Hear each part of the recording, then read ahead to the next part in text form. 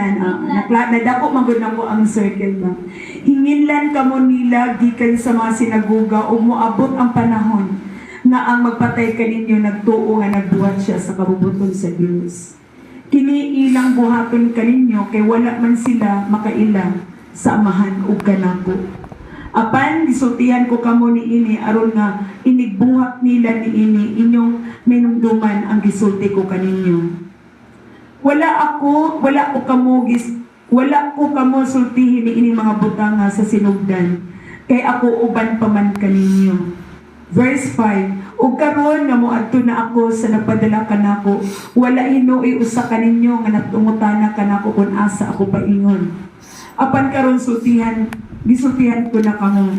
Nasubo kamo, apan ang tinuod mao nga mas makaayo kaninyo nga biyaan ko kamo, kay kun dili mo ani kaninyo ang magtatabang.